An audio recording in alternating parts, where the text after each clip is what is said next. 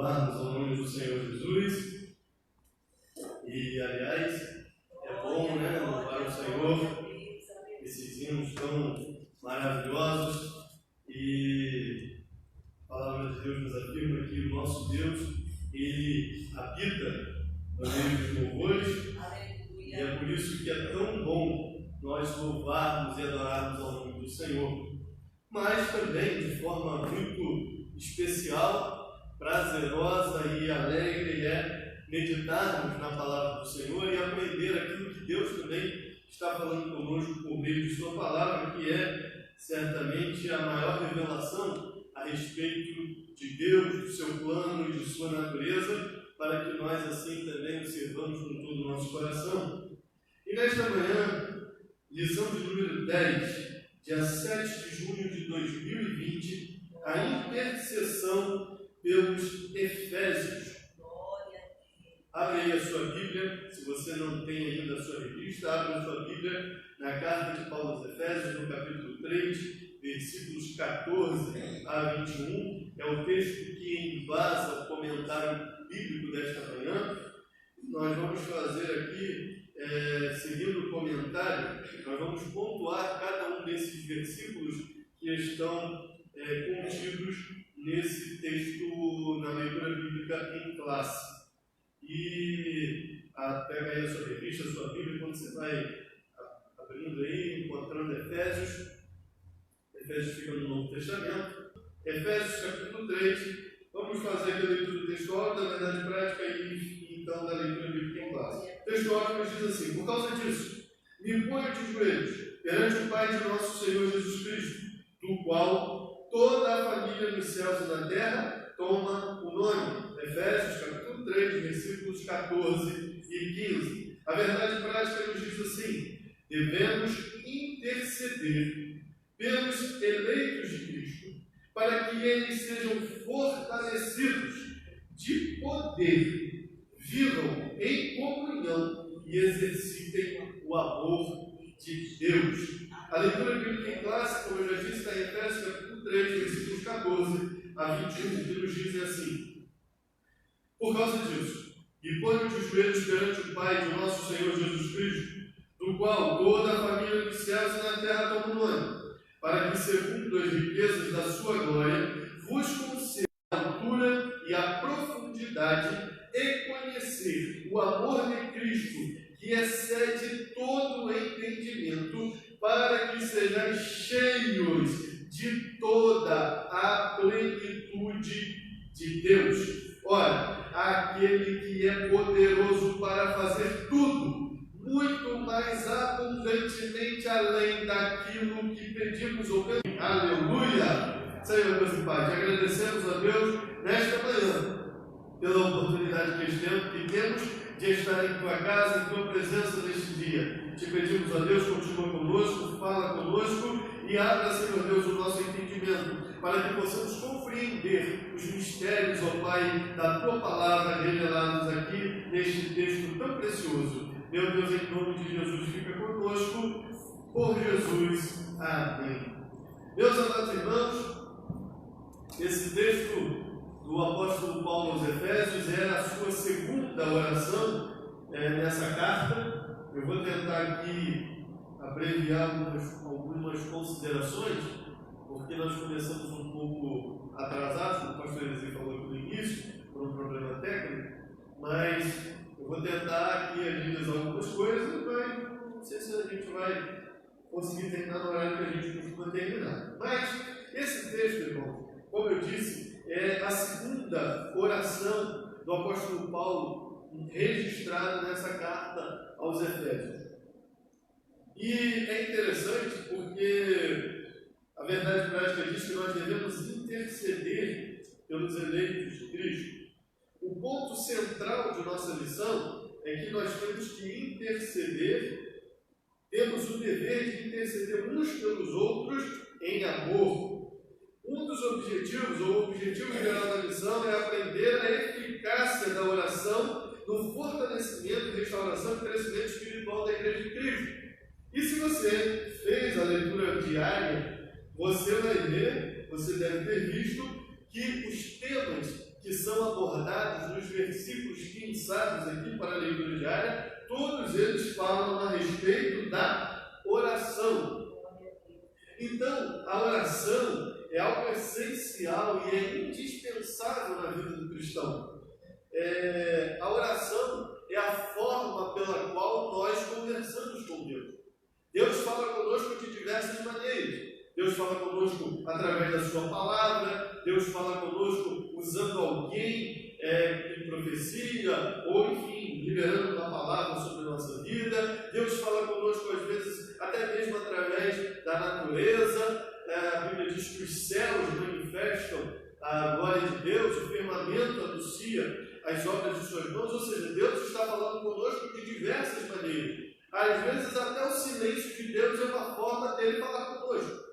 Mas a forma que nós temos, que Deus deixou para nós, pela qual nós podemos falar com Deus, é a oração. E a oração não é um monólogo, não é nós falarmos sozinhos, apenas nós falarmos. Não, é uma conversa, é um diálogo. Então nós falamos, Deus fala conosco e assim nós vamos então crescendo na presença do Senhor espiritualmente, como crentes em Jesus. Tem um hino que a gente costuma dizer, que é cantar, dizendo que a oração é o melhor remédio que Jesus receitou. E um outro hino também diz que orar a Deus faz bem na alma. Falar com Deus me satisfaz. Falar com Deus, que privilégio, abrir a alma ao Criador, sentir que os céus estão abertos e ouvir a voz do Salvador. Então, quando nós oramos, nós entramos na presença de Deus, na sala do trono de Deus e nos dirigimos diretamente a Ele em palavras, em uma conversa, em um diálogo que propicia o nosso crescimento espiritual. Como eu disse, esta é a segunda oração que Paulo faz para os Efésios. A primeira nós estudamos lá na lição de número 4 e ela está registrada em Efésios capítulo 1, versículos 16 a 23. Naquela lição nós estudamos que o objetivo de Paulo com aquela oração, ele estava pedindo a iluminação espiritual dos crentes. Ele fazia um pedido de esclarecimento espiritual e ele então culminava a sua oração com a grandeza do poder de Deus. Nós estudamos juntos esta lição e esta oração. Aqui nesta segunda oração, ele está pedindo um fortalecimento espiritual, um fortalecimento pessoal para cada crente, para cada irmão e irmã que faz parte do corpo de Cristo. E isto nos leva a uma prática, que é a prática do amor. Ele começa dizendo da seguinte forma: por causa disso. Ele está usando a mesma expressão que ele começou no capítulo 3. Lá no versículo 1 do capítulo 3, ele diz assim: por esta causa. Aí agora no versículo 14 ele diz: por causa disso. Então ele está dizendo: por esta razão. Então essa expressão, ela está fazendo uma conexão entre aquilo que o apóstolo Paulo fala no capítulo 2, que nós já estudamos também, que diz respeito às dádivas imensuráveis que o Senhor nos concedeu. Essas dádivas estavam ocultas e foram reveladas em Cristo. E que dádivas são essas? Que nós, que não somos judeus, que é o contrário disso, nós somos gentios, nós também somos alcançados pela misericórdia e pela graça divina. Então, por esta causa, considerando que nós agora somos também parte da família de Deus, considerando que agora nós fomos reconciliados pela cruz de Cristo com Deus e passamos a fazer parte desse corpo glorioso que é o corpo de Cristo, passamos a fazer parte da família de Deus e temos até mesmo o privilégio de chamar Deus de nosso Pai. Por esta causa é que o apóstolo Paulo está fazendo essa oração, pedindo que Deus ele faça então esse fortalecimento espiritual espiritual dos crentes e nos proporcione experimentar a totalidade, a plenitude da presença de Deus em nossas vidas. Aí ele diz, por causa disso, me põe de joelhos. Comumente, habitualmente, os judeus oravam em pé, estendiam as suas mãos para os céus e faziam as suas orações. Jesus até se refere a respeito disso, falando dos fariseus, como eles faziam. E era muito comum no meio judeu fazer essa oração, em pé e levantando as suas mãos. Mas Paulo está se colocando de joelhos. E ele dá, então, portanto, a ideia de intensidade nessa oração. E ele diz assim, por causa disso, me ponho de joelhos perante o Pai. Perante o Pai de nosso Senhor Jesus Cristo. Portanto, ele está orando diretamente a Deus. Revela aqui o acesso direto a Deus por meio do sangue de Jesus Cristo e por meio do Espírito Santo. Já não precisamos mais de intermediários humanos, terrenos. Agora, pelo sangue de Cristo, foi consagrado um novo e vivo caminho, através do qual nós temos acesso direto a Deus, quando nós nos colocamos em oração, no nome de Jesus. Este sim é o intermediário, é o intermediador da nossa oração. Quando nós nos colocamos diante de Deus, clamando ao Pai, em nome de Jesus, nós acessamos diretamente a sala do trono e falamos diretamente com o nosso Pai, com o nosso Deus que está nos céus. E veja, ele dirige a sua oração ao Senhor, ao Pai de nosso Senhor Jesus Cristo. Quando nós aceitamos a Jesus como Salvador, nós recebemos também o Espírito de Deus. E esse Espírito de Deus, ele não nos torna escravos. Ao contrário, ele nos concede o Espírito de adoção. Nós somos adotados como filhos de Deus. E como tal, podemos até, por meio do Espírito, clamar Abba, Pai. Nós podemos chamar o nosso Deus de papaizinho, do nosso Pai, do nosso paizinho. Isso revela esse acesso direto. Então, quando nós suplicamos, nós devemos suplicar a Deus como nosso Pai, porque isso está dentro do propósito dele para nós. Se você observar a oração chamada oração Pai Nosso, que Jesus ensinou aos seus discípulos lá em Mateus, lá nos Evangelhos, ele diz o seguinte: Pai Nosso que está no céu. Então, Pai Nosso, ele está nos dando essa liberdade de nos dirigir a Deus como nosso Pai. Aí, também podemos observar que ele diz assim: por causa disso, me ponho de joelhos perante o Pai de nosso Senhor Jesus Cristo, do qual toda a família dos céus e da terra toma o nome. O Senhor, Deus, é a fonte de toda a paternidade. E aqui nós podemos trazer a avaliação que John Stott faz de que essa expressão, toda a família dos céus e da terra toma o nome, se refere à família dos crentes, indicando tanto a igreja militante quanto a igreja triunfante dos céus, as duas partes da única grande família de Deus, a igreja.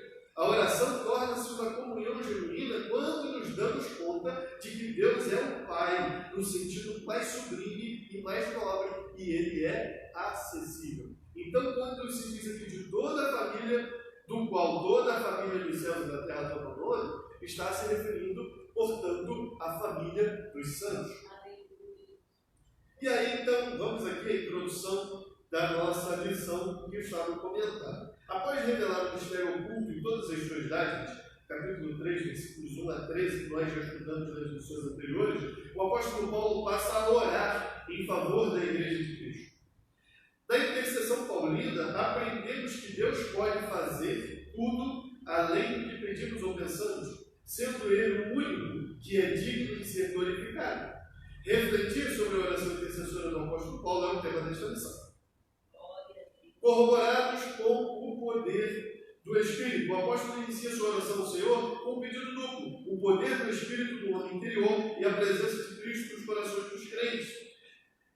As riquezas da sua glória. Veja, o então inicia a sua oração fazendo um pedido, para que, segundo as riquezas da sua glória, vos conceda que sejais corroborados com poder pelo seu Espírito no homem interior. As riquezas da sua glória, o comentarista fala da seguinte forma: Paulo apresenta sua oração confiado nas riquezas da sua glória. Da sua glória está se referindo, logicamente, à glória de Deus. O apóstolo já havia declarado que Deus é o Pai da glória. Efésios capítulo 1, versículo 17. Cheio de abundante de riquezas de sua graça. Efésios capítulo 2, versículo 7 e 3, versículo 8. O que significa que ele é possuidor de todas as glórias e despenseiro de ricas e ilimitadas bênçãos. Portanto, Deus, ele tem todas as bênçãos à sua disposição. Todas as riquezas. Ele ora, Paulo está orando, veja, segundo as riquezas da sua glória, não é só para que Deus nos dê as riquezas, os tesouros, ou dois tesouros que ele tem das riquezas de sua glória, mas ele pede também que a medida da bênção seja tal e qual as riquezas da glória de Deus. Quando ele fala segundo as riquezas de sua glória, ele está pedindo para que a medida da concessão seja conforme as riquezas da glória de Deus. E as riquezas da glória de Deus são absolutamente infinitas e incalculáveis. Veja como que é alto, é grande o pedido que o apóstolo Paulo está fazendo nessa oração. Ele compreendeu também que Deus ele é pleno de glória. Isso indica a sua grandeza e majestade e seu poder extraordinário. E o fato de que Deus tem recursos inesgotáveis. Deus tem recursos inesgotáveis e Ele pode atender a nossa oração. Aí ele vai além e diz assim: para que, segundo as riquezas da sua glória, vos conceda. Aí são duas coisas que são até complementares, uma com a outra, que nós vamos falar nesses próximos dois tópicos. Ele diz assim: e vos conceda que, primeiro, sejais corroborados com poder pelo seu Espírito no homem interior. E segundo, para que Cristo habite pela fé no vosso coração. Então, que Ele vos conceda, segundo a riqueza da sua glória, que sejais corroborados. O que é corroborar? Corroborado é fortalecido. Corroborar é fortalecer, é fortificar, é dar força. Então, quando ele diz que sejais corroborados, é que vocês sejam fortalecidos com poder pelo seu Espírito, ou seja, Espírito aí, se você tem que observar, Espírito está com o E maiúsculo, com letra maiúscula, indica, portanto, que é o Espírito Santo de Deus, para que sejais fortalecidos com poder pelo seu Espírito no homem interior. Veja, o primeiro pedido do apóstolo Paulo é para que a igreja seja corroborada com poder pelo seu Espírito no homem interior. Não é que a igreja não tivesse o poder. Ele está pedindo que fosse continuamente fortalecida. A igreja já havia recebido o poder. Cada um de nós, como crentes em Jesus, a partir do momento que nós aceitamos a Jesus como nosso Salvador, nós somos fortalecidos pelo Espírito Santo. Nós recebemos o Espírito Santo de Deus em nossa vida. Mas o que nós estamos orando e pedindo, estudando nesta lição, é que haja um contínuo, diário, inesgotável, revigoramento, fortalecimento diário, contínuo, pelo poder do Espírito Santo de Deus em nossa vida. E veja, esse fortalecimento é o que nos faz permanecer firmes na doutrina. Somente através desse fortalecimento dado pelo Espírito Santo é que nós podemos crescer e progredir nas coisas espirituais. se nós não tivermos este fortalecimento dado pelo Espírito Santo de Deus, nós fracassamos. Se nós não tivermos esse fortalecimento de poder do nosso homem interior, que é dado pelo Espírito Santo de Deus, nós vamos viver uma vida medíocre, uma vida espiritual medíocre. Portanto, o Espírito Santo é o nosso fortalecedor. E todos os dias, o Espírito Santo nos fortalece para que nós possamos continuar na nossa caminhada cristã da presença de Deus. O pastor, eu ia falar apóstolo, né? Mas o pastor Elianai Cabral, ele enfatiza o seguinte: o homem natural não tem poder para combater o pecado, porque o pecado reside no seu interior. Somente pela sua transformação, através da obra regeneradora do Espírito Santo, é que ele se torna homem espiritual. Então, se nós não tivermos a ajuda do Espírito Santo, o fortalecimento, como disse o apóstolo Paulo, o fortalecimento com poder pelo Espírito Santo, nós vamos fracassar. Nós não seremos capazes de vencer as situações que se impõem na nossa vida. E veja que o apóstolo Paulo ele fala o seguinte: no homem interior. Ele está falando do centro da personalidade humana, no eu verdadeiro e eterno. É aí que o apóstolo Paulo está pedindo que seja fortalecido em espírito. O apóstolo Paulo, ele, nas suas cartas, ele faz sempre essa dualidade entre o homem exterior, carnal, e o homem interior, espiritual. Em Romanos, Coríntios e Gálatas, por exemplo, ele fala sobre isso. Veja, Romanos capítulo 7, versículos 22 a 23. Porque segundo o homem interior, tenho prazer na lei de Deus, mas vejo nos meus membros outra lei, que batalha contra a lei do meu entendimento e me prende debaixo da lei do pecado que está nos meus membros. Ou seja, uma batalha entre o homem exterior e o homem interior. O homem exterior puxando para o que é carnal, pecaminoso, e o homem interior inclinado àquilo que é espírito e vida. Então, enquanto nós estamos aqui nessa terra, nós vamos enfrentar esse conflito. O apóstolo Paulo em Coríntios, por exemplo, fala o seguinte, segundo aos Coríntios, capítulo 4, versículo 16, por isso não desfalecemos, mas ainda que o nosso homem exterior se corrompa, o interior, contudo, se renova de dia em dia. Ele está aqui ratificando o que ele fala nos Efésios.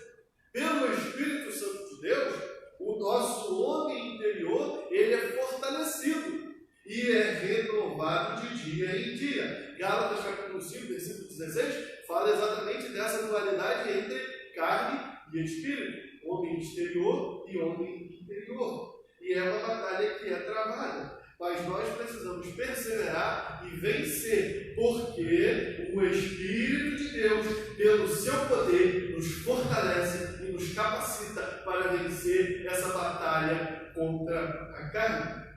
Então, Paulo está orando e pedindo para que os Efésios, e que isto também é uma oração para nós, sejamos fortalecidos no homem interior.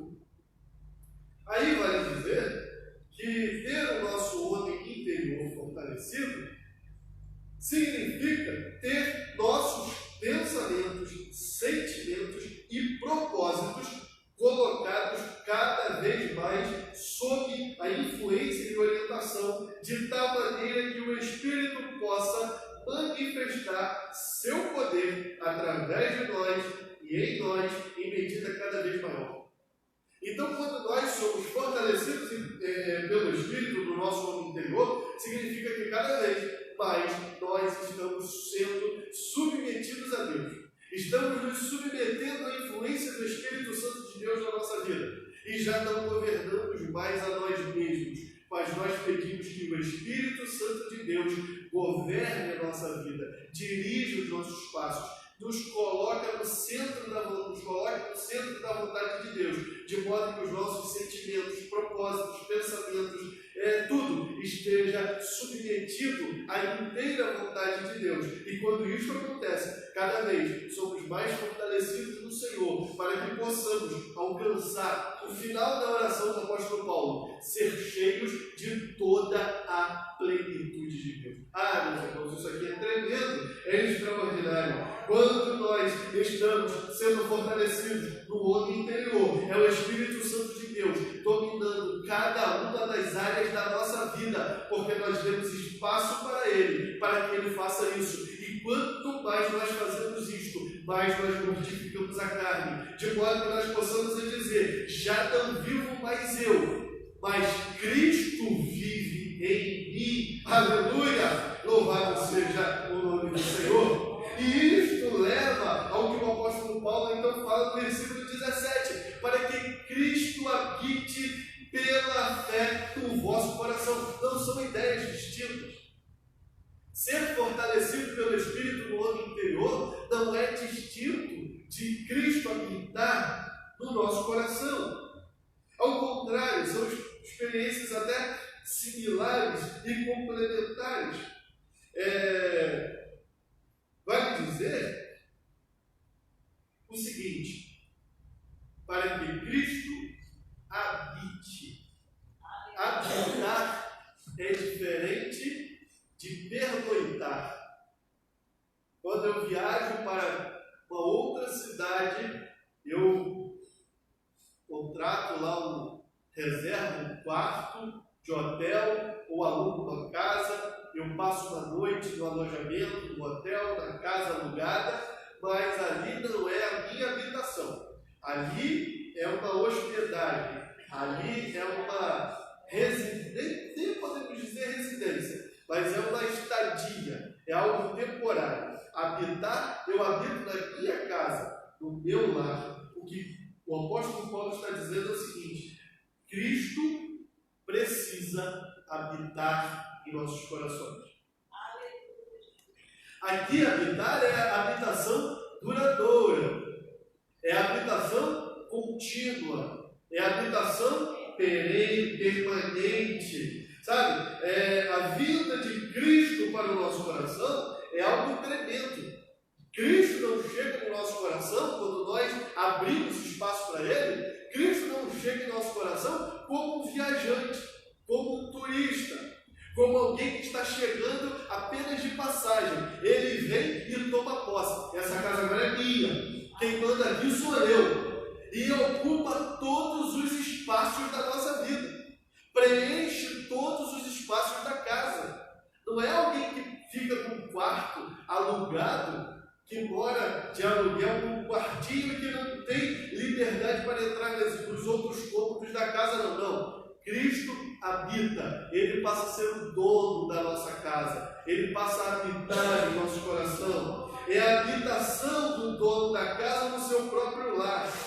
Ele é convidado a habitar no sentido de tomar posse, de dirigir as nossas vidas. Eu dirijo a minha casa conforme eu desejo. Você dirige a sua casa, você tem as suas regras que são próprias da sua casa. Tem gente que chega em casa e entra com o mesmo sapato que estava na rua. É uma regra da casa. Outro entra, ao chegar na varanda, na porta de casa, tira o sapato e tem outro para andar dentro de casa. São regras. Cada proprietário, cada família estabelece as regras da sua casa. Aqui o que nós estamos dizendo é que Cristo habite em nosso coração de maneira que Ele vai determinar quais são as regras que nós devemos seguir. E isso está revelado na sua palavra. Que coisa extraordinária, né? Cristo não habita temporariamente com alguém. Cristo faz habitação permanente. E Ele habita onde? No coração. O coração aqui é o centro das emoções. É o centro da vontade de uma pessoa. É o centro da personalidade total. Então Cristo, Ele fixa residência no coração, mudando o coração e, consequentemente, mudando as nossas palavras, pensamentos, atitudes e por aí vai. Porque do coração flui a vida. Provérbios capítulo 4, versículo 23, está falando sobre isso lá. Portanto, o homem interior é o coração do homem. Quando fala aqui fortalecido no homem interior, fortalecidos com o poder pelo seu espírito no homem interior, e que Cristo habite no vosso coração, está falando da mesma localidade do ser humano. Está dizendo lá no homem interior, no coração, no íntimo do homem, onde Deus possa fazer morada, de forma que nós nos tornemos templo do Espírito Santo de Deus. E isto só acontece por meio de quê? Por meio da fé. Olha o que Paulo fala. Para que Cristo habite pela fé. Domicílio de Cristo é um dom. Cristo vir morar em nosso coração é um dom que só pode ser recebido pela fé. Isso é ensinado por Bíblia. E nós podemos dizer ainda o seguinte: pela fé, não pelos sentimentos, não por admiração, não por qualquer outro meio, somente pela fé. A fé é o caminho, a via de acesso. A fé é a porta pela qual o Senhor Jesus pode entrar no nosso coração e nele fazer morada. Vamos avançar, porque nós não nos esperamos. Para que Cristo habite pela fé no vosso coração, a fim de, estando arraigados e fundados em amor. Tópico 2. Arraigados e fundados em amor. O amor é a mensagem central do Evangelho de Cristo. Olha o que nós podemos destacar. Está aí no tópico, no item 1. Ele foi, o comentarista foi falando e foi citando a referência. Eu vou ler a referência e você acompanha aí. 1 João capítulo 4, versículo 8. Aquele que não ama não conhece a Deus, porque Deus é amor. Portanto, o amor é um atributo divino. Esse atributo divino ele está revelado por Deus, por Cristo. Veja, Cristo também ama. Olha o que ele diz no versículo 19 desse capítulo 3 de Efésios. E conhecer o amor de Cristo. O Espírito também ama. Romanos capítulo 15, versículo 30 diz: pelo amor do Espírito. Portanto, a Trindade revela o amor, é um atributo revelado da Trindade. Veja também Efésios capítulo 5, versículo 2: andai em amor, como também Cristo vos amou, e se entregou a si mesmo por nós, em oferta e sacrifício a Deus em cheiro suave. A razão pela qual Cristo se ofereceu como sacrifício foi o amor. Mateus capítulo 22, versículo 40. Desses dois mandamentos, aí nós temos que voltar nos versículos anteriores. Jesus está falando assim: olha, qual é o maior mandamento? Amarás ao Senhor teu Deus de todo o coração, de todo o teu pensamento. E similar a esse, amarás o teu próximo como a ti mesmo. Esses dois mandamentos, portanto, o amor, dependem toda a lei e os profetas. O amor é o resumo da lei e dos profetas. João 13,35: isto todos conhecerão que sois meus discípulos, se vos amardes uns aos outros. Amor é o sinal dos discípulos de Cristo. Portanto, nós precisamos ter a marca, o sinal de Cristo. Qual é? O amor. O amor é a prova de filiação com Deus. 1 João capítulo 4, versículo 7. Amados, amemos-nos uns aos outros, porque o amor é de Deus, e qualquer que ama é nascido de Deus, conhece a Deus. 1 João capítulo 3, versículo 17: quem pois estiver bem do mundo e vendo o seu irmão necessitado lhe cerrar o coração, como estará nele o amor de Deus?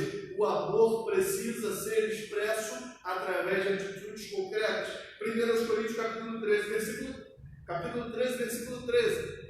Esse capítulo é o capítulo do amor.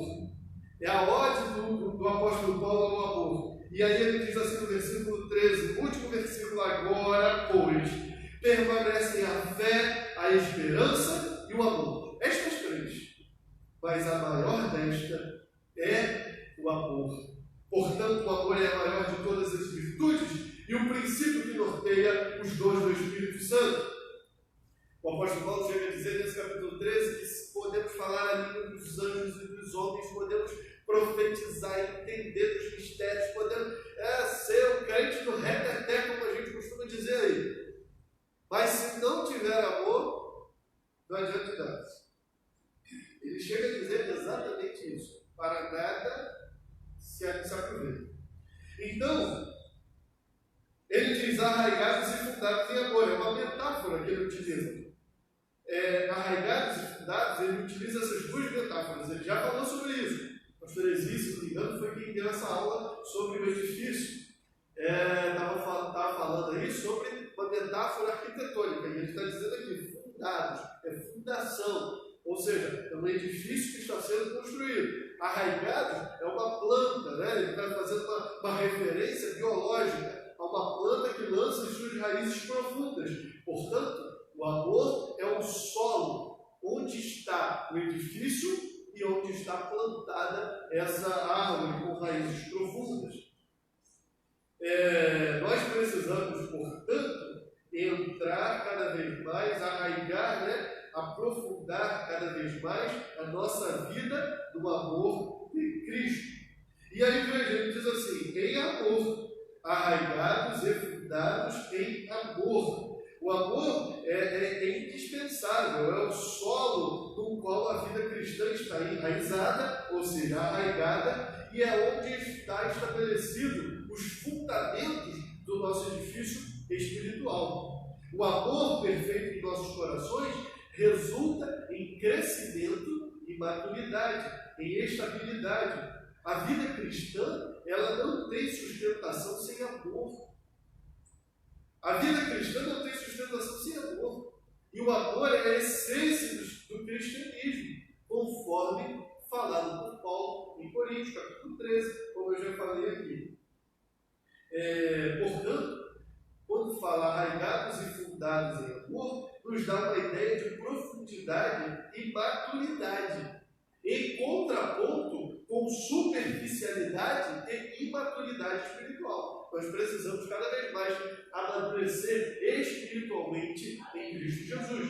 Veja que lá em Salmos, se eu não me engano, Salmo 92, 12, o justo, e aqui nós podemos anotar como um crente, ele é comparado à palmeira e é comparado ao cedro do Líbano. Ou seja, árvores com raízes profundas, que vão aprofundando cada vez mais as suas raízes no solo, de modo que sobrevivem a toda e qualquer intempérie. Então, portanto, é essa forma como nós devemos aprofundar a nossa vida. Aí ele fala assim,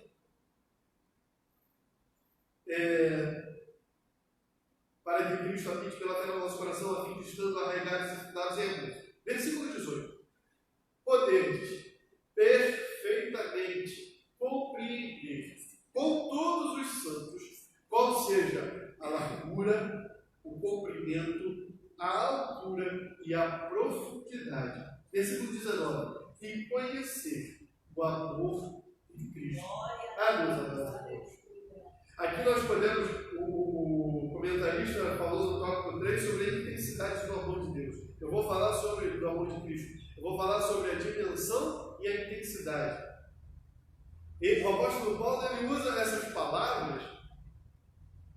Olha só o que ele fala. Para compreender a largura, o comprimento, a altura e a profundidade. Ele está usando essas expressões para falar da vastidão, da grandeza do amor de Deus. É infinitamente. O amor de Deus é infinito, é incalculável. O evangelista, registrando a fala do Senhor Jesus a Nicodemos, já foi falado aqui diversas vezes, ele diz assim, porque Deus amou de tal maneira, ou seja, de uma maneira tão grande, tão incalculável, tão incomparável, indizível. Se nós usássemos todas as palavras de todos os idiomas, de todo o mundo, seríamos incapazes de descrever o amor de Deus. A gente pode dizer ainda, né, Stott afirma isso, que essas palavras também podem ser ditas da seguinte forma: o amor de Cristo é suficientemente largo para abranger toda a humanidade. Ele é suficientemente comprido para durar toda a vida até a eternidade. Ele é suficientemente profundo porque alcança o pecador mais degradado e é suficientemente alto a ponto de levá-lo para o céu. Portanto, essa é a dimensão do amor de Deus. Explicado em palavras, só que jamais seremos capazes, com a nossa mente humana ilimitada, compreender a dimensão e a intensidade do amor de Deus. Agora, é interessante que somente quem está corroborado com o poder, somente quem é fortalecido com o poder pelo Espírito no homem interior, e somente aquele que é a habitação de Cristo consegue passar a compreender essa dimensão do amor de Deus. Quando ele diz poder, diz perfeitamente compreender, é que nós possamos ter força suficiente para alcançar a compreensão. Isso somente através do Espírito Santo de Deus. Somente através do Espírito. Sabe por quê? O apóstolo Paulo fala aos Coríntios algo muito tremendo, que ele diz o seguinte: mas como está escrito, as coisas que o olho não viu e o ouvido não ouviu, e que não subiram ao coração do homem, são as coisas que Deus preparou para os que o amam, mas Deus não-las revelou pelo seu Espírito, porque o Espírito penetra todas as coisas, ainda as profundezas de Deus. Ele vai às profundezas de Deus e ele traz no nosso homem interior, ele traz no íntimo do nosso coração a revelação da grandeza de Deus e vai nos fortalecendo para que possamos compreender a grandeza desse amor. Oh, que coisa maravilhosa! E veja que o apóstolo ainda fala para todos os santos, com todos os santos. Sozinho a gente não é capaz de compreender. Não dá para ser Cristo em casa, né? Crente em casa, melhor dizendo. Não dá para ser crente em casa, como a gente costuma dizer, desigrejado, e achar que sozinho vai compreender. Só a compreensão, por menor que seja, veja, o amor de Deus é infinito. Através do Espírito Santo, com todos os santos, ou seja, com os irmãos, em comunhão, a gente consegue compreender um pouquinho. Mas se a gente estiver sozinho, a gente consegue compreender menos ainda. Então, quando a gente é fortalecido individualmente e empreende laços de comunhão uns com os outros, a gente consegue alcançar a compreensão, um pouco da compreensão desse amor de Deus. Veja, aí o apóstolo Paulo diz o seguinte: e conhecer o amor de Cristo, versículo 19, que excede todo entendimento, para que sejais cheios de toda a plenitude de Deus. Veja, irmãos, em 10 minutos ali eu vou resumir tudo aqui, porque em 10 minutos a gente terminar. A gente começou hoje 20 minutos atrasado, eu vou estender só um pouquinho, até 10h30 a gente termina a aula de hoje, tá? Portanto, Paulo pede que os crentes conheçam a intensidade do amor de Cristo. Cristo nos amou e por isso devemos amar uns aos outros. 1 João capítulo 4, versículos 10 a 11. Nisto está o amor. Não em que nós tenhamos amado a Deus, mas em que Ele nos amou e enviou o seu Filho para a propiciação dos nossos pecados. Amados, se Deus nos amou, também nós devemos amar uns aos outros. Ele parece que faz aqui, uma certa pausa entre o versículo 18 e 19. Ele está falando para que poderes compreender perfeitamente a dimensão do amor de Deus. Aí chega no versículo 19, ele para e fala assim: não, conhecer o amor de Cristo, mas o amor de Cristo excede todo entendimento. Não há aí, logicamente, uma contradição. Ele está apenas reforçando que a nossa compreensão a respeito do amor de Deus é apenas de uma parte. Porque a nossa mente humana não será jamais capaz de compreender a grandeza e a completude do amor de Deus. Então, quando ele diz aqui, ele está dizendo: olha, o amor de Deus excede a todo entendimento. O amor de Deus está acima de todo conhecimento. Por mais que você tenha conhecimento humano e conhecimento espiritual, por mais que você tenha todo esse conhecimento, você jamais será capaz de conhecer perfeitamente, plenamente a grandeza do amor de Deus. Portanto, esse amor de Deus, ele é maravilhoso. Mas esse amor que excede a todo entendimento, excede a todo entendimento, exatamente porque ele é inerente a Deus, ele é referente ao próprio Deus, ele é infinito, ele é inesgotável. E a gente pode dizer ainda que, ainda que esteja além de nossa capacidade de compreensão, o amor de Deus é experiencial, ou seja, a gente vai experimentando. Cada vez mais a gente vai conhecendo por meio da experiência, uma experiência pessoal, individual, e que é proporcionada através da reunião, congregação de todos os santos. E quanto mais nós nos dedicamos a compreender o amor de Deus, mais nos aproximamos dele. O amor de Deus ele é sublime. E quanto mais nos aproximamos de Deus, esse amor vai nos santificando, vai nos levando a viver uma vida de santificação, porque nós queremos nos aprofundar cada vez mais nesse amor. E veja o que acontece. E o amor de Cristo intercede em todo entendimento. Olha que coisa extraordinária. Para que sejais cheios de toda a plenitude de Deus. Esse aqui é o ponto alto da oração do apóstolo Paulo, dos pedidos que o apóstolo Paulo faz.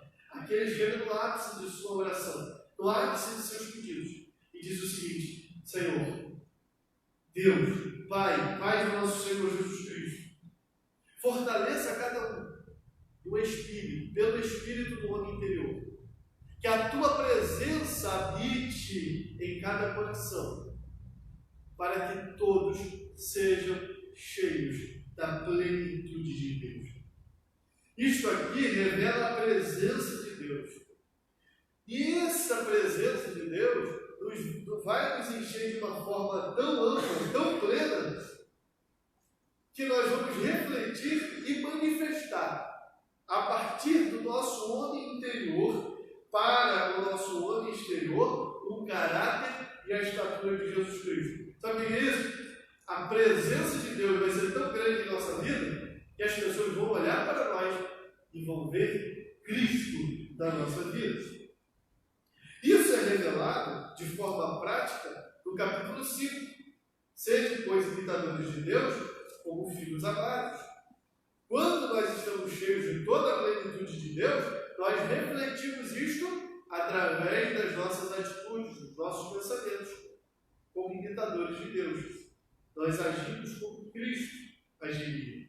Meus irmãos, sejamos tão cheios da plenitude de Deus que as pessoas olhem para nós e vejam o Senhor Jesus Cristo em nossa vida. Lógico que Paulo não está pedindo a Deus que nós sejamos divinizados. Deus não vai dar a sua divindade para nós. Não é isso. Ser cheio de toda a plenitude de Deus não é ser Deus como Deus é. É apenas ter a presença de Deus de modo a refletir essa plenitude da graça de Deus. Nós vamos desfrutar da plenitude da graça de Deus, que foi revelada através de Jesus Cristo. E aí ele termina a sua oração com algo extraordinário. Olha o que ele diz. Ora, aquele que é poderoso para fazer tudo, muito mais abundantemente além daquilo que pedimos ou pensamos, segundo o poder que nós opera, a esse glória na igreja, por Jesus Cristo em todas as gerações, para todos sempre. Amém. Meus amados e meus queridos irmãos, completando essa oração maravilhosa e profunda, Paulo então expressa a sua doxologia. Doxologia é glorificar a Deus por sua grandeza e majestade. E ele termina a sua oração com esse louvor. Nós devemos orar também a Deus, sempre glorificando e exaltando a Ele. Tem gente que ora, pede, dá, né? Como o escritor de Provérbios fala até dos filhos da sanguessuga, né? Dá, mas nunca faz uma oração de louvor e agradecimento a Deus. Não louva a majestade de Deus. Isso aqui, irmãos, é essencial na nossa vida de oração.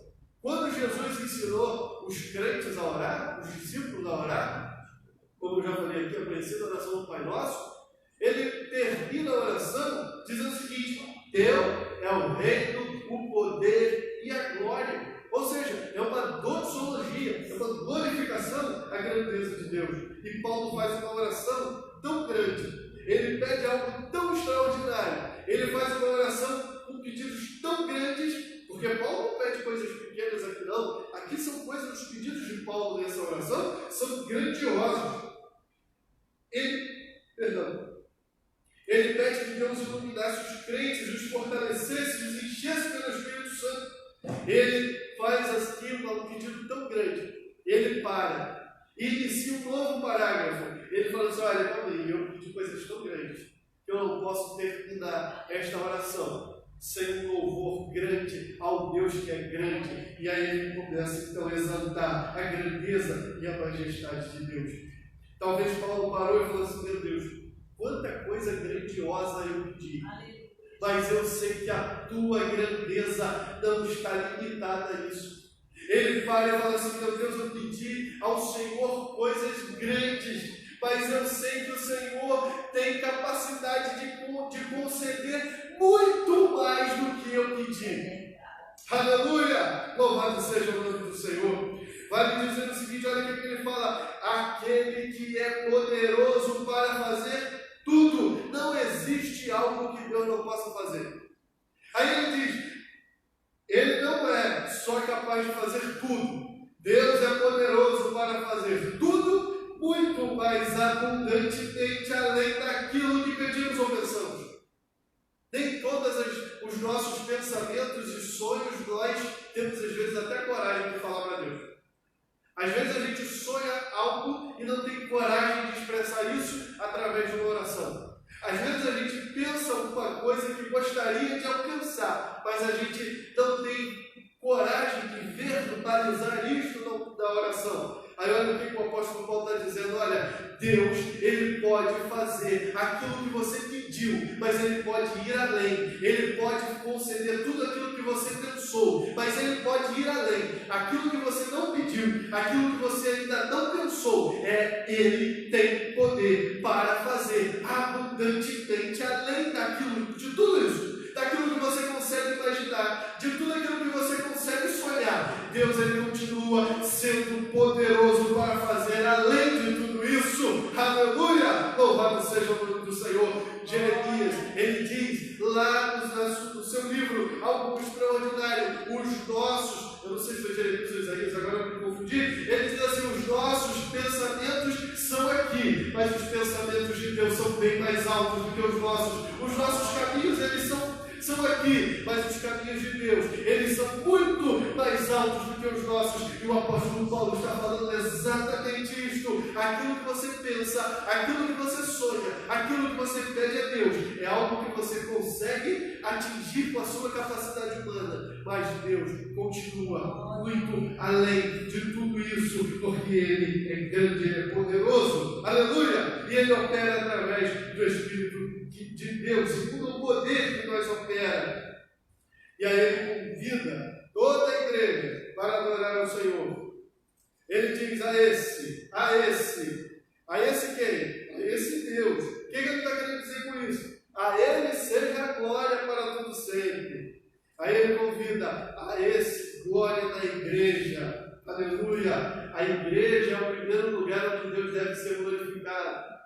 A igreja revela a glória de Deus através de Jesus Cristo. E é, portanto, a partir da igreja que o Senhor começa a ser glorificado. Portanto, há esse glória da igreja para todo sempre. E é para todo sempre, de geração em geração. Isso é concluído na igreja.